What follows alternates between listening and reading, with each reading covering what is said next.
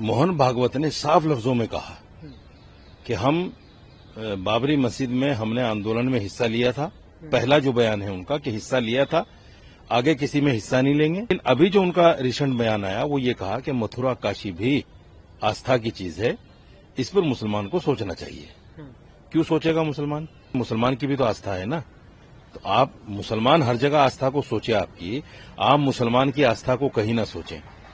महमूद मदनी ने ये जो बात कही है मथुरा और काशी पर बैठने की, महमूद मदनी पूरे देश की तरफ से ऑथराइज नहीं है। मोहन भागवत का जो बयान है या तो उनकी समझ में नहीं आया, या वो जानबूझकर जो हेमंत विश्व शर्मा के साथ में उनका क्लेश चल रहा है उसको कहीं ना कहीं कम करने की कोशिश कर रहे हैं।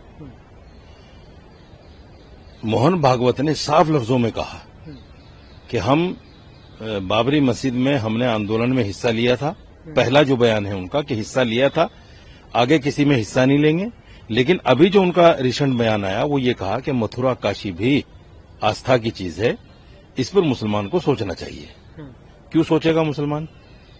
सवाल ये है कि मुसलमान की भी तो आस्था है ना। तो आप मुसलमान हर जगह आस्था को सोचे आपकी, आप मुसलमान की आस्था को कहीं ना सोचें।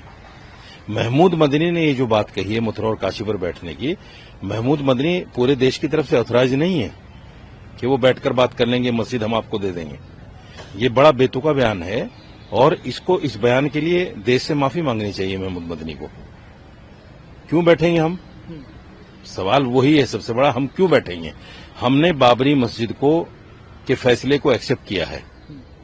क्या 99 का places worship act, Mohan Bhagwat का ये कहना कि हर मस्जिद के नीचे मंदिर न ढूंढा जाए, और फिर आप वकालत कर रहे हैं मथुरा और काशी की, और आप बैठने को तैयार हैं, तो ये देश के लिए बड़ी खतरे की घंटी है।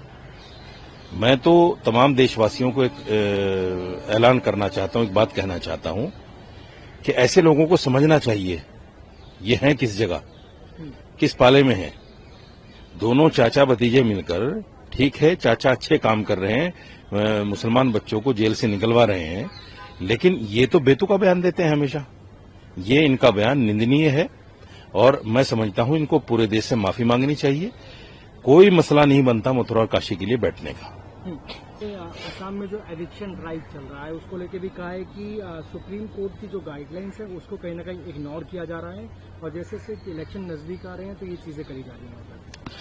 हेमंत विश्व शर्मा ने जब ये आसाम पहुंचे थे तो इनको एक धमकी दी थी कि ये तो घूमना छोड़ दीजिए, आप इधर उधर जाना छोड़ दीजिए, जहां जो कुछ हो रहा है उसको होने दीजिए, नहीं तो हम आपको उठाकर जेल में डाल देंगे। उसी धमकी के डरने की वजह से मोहन भागवत से बैठने की बात कर रहे हैं ये। इसलिए मैं मानता हूं संविधान के अकॉर्डिंग जो भी देश में हो, जो भी घुसपैठियां उनको निकाला जाए, कौन उसको मना कर सकता है? घुसपैठियों को कोई भी आदमी अलाउ नहीं कर सकता। इसलिए अगर कोई घुसपैठी है आसाम में तो मैं हेमंत विश्व शर्मा के साथ में हूं, मेरा पूरा ऑर्गेनाइजेशन साथ में है, निकालें घुसपैठियों को। सर, मदनी ने एक और बात कही है, उन्होंने कहा कि no Bangladeshi foreigner should be staying in India. किसी को बांग्लादेशी फॉरेनर को रहना नहीं चाहिए, मगर जो है मुस्लिमों को प्रोजेक्ट किया जा रहा है, ऐसा मुस्लिम बांग्लादेशी प्रोजेक्ट किया जा रहा है। नहीं ठीक है, देखें जैसे मैंने कहा ना, घुसपैठिया बांग्लादेशियों को कहा जाता है। जो भी घुसपैठिया है हम सरकार के साथ खड़े हैं, उसको निकालना चाहिए। और जो लोग उनके आधार कार्ड, पहचान पत्र, पासपोर्ट बना देते हैं, ऐसे लोगों को भी पकड़कर जेल में डालना चाहिए, उनको भी फांसी देना चाहिए। क्योंकि अनऑथराइज क्यों चल रहा है ये सारा खेल? जो घुसपैठिया आते हैं उनके पास तो सारे प्रूफ होते हैं, और हम जो हिंदुस्तान में जन्मे हैं हमारे पास सारे प्रूफ है नहीं। तो कल को एनआरसी का मसला होगा, हम तो बाहर मिलेंगे और वो अंदर मिलेंगे। तो ऐसे लोगों को तमाम मुसलमान इसके लिए उसके साथ में, सरकार के साथ में खड़े हैं, सुप्रीम कोर्ट के फैसले के साथ में खड़े हैं। जो भी घुसपैठिए हैं उनको बिल्कुल बाहर होना चाहिए, कोई उनका।